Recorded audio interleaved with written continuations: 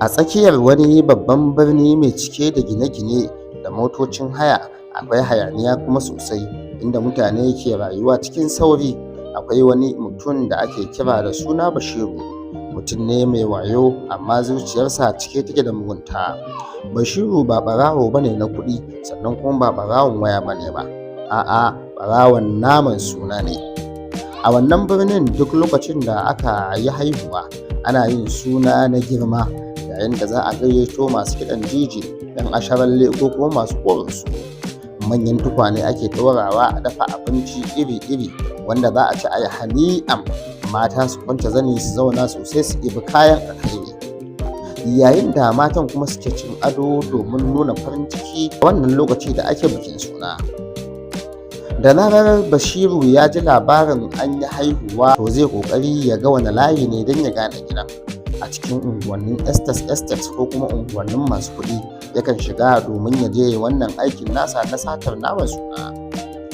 Bashiru yana sanya hijabi na zamani mai tsaho wanda yake rufe kansa da kuma niqab, ya ɗauki jakar mata ya yi tafiya kamar uwar goyo mai kunya, ma'ana kamar mace mai goyo a bayanta.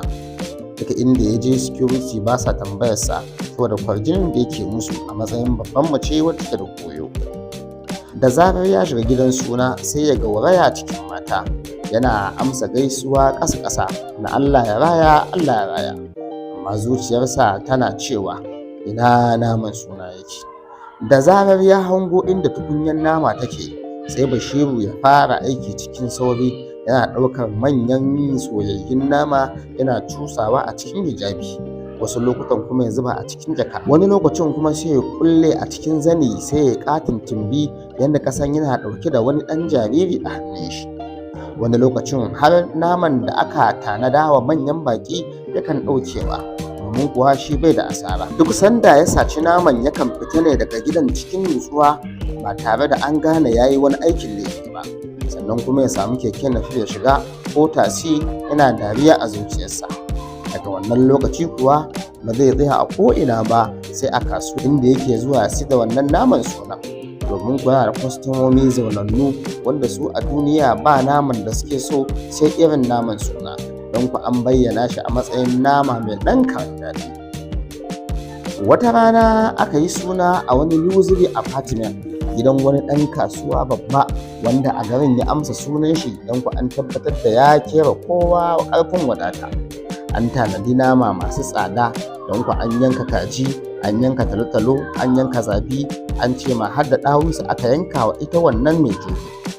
Ashe wannan gida yana tare da na'urar nan ta kyamara mai suna CCTV, wacce takan iya haska ko'ina ta bayyana abubuwan da suke faruwa. Bashiru ya samu damar halartar wannan gida, yayin da ya sa hijabi babba baki, ya sa kuma niqab, yana tafiya a hankali, amma bai sani ba wannan kyamarar ta CCTV tana haska shi duk abin da yake. A lokacin da ya samu damar fara ɗiban nama, sai aka yi rashin sa'a, naman nan da yake ɗiba mai ɗan karin zafi ne, bai sha iska ba. Ya sanya hijabinsa ya kumburo cikinsa, ma'ana ya ibi naman ya zuba a cikin hijabi, sannan kuma ya ɗaure a tsakiyar cikinsa daidai cibiyar shi. Yana tashi zai fita, sai ya zo daidai bakin kofa, sai security ya ce, madam ki ɗan tsaya kaɗan, wannan kofar ta ɗan samu matsala, muna buƙatar a gyara ta.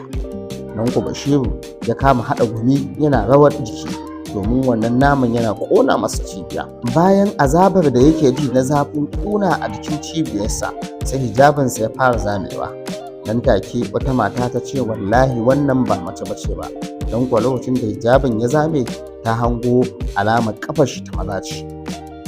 Ai kuwa aka cire masa niqabi, aka tara masa jama'a. Gidan biki ya ɗauki ihu, mata suna gudu suna neman abin duka, yara kuma suna kuka. Hannu guda kuma 'yan mata na ci gaba da ɗaukar bidiyonsa, domin kuwa ta tabbata cewa shi ba mace bane ba, namiji ne. Bayan mata sun fara jibgarsa, nan take nama ya zuba ƙasa. A tsakar gidan apartment aka ɗaure shi, ana tara duk naman da ya sata ana ajiyewa a gabansa.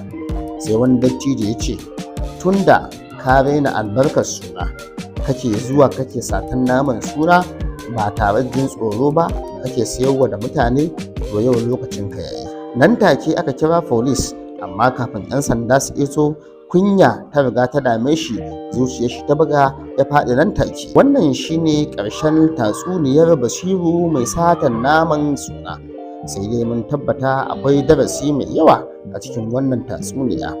Don haka sai ku bayyana mana darasin da kuka samu a cikinta a comment section. In kuma kun kasance wannan lokaci ne na farko da kuka kawo mana ziyara, sai ku daure ku mana subscribe domin samun labaran da za mu dinga kawowa a kowane lokaci. Mun gode da kasancewa tare da mu.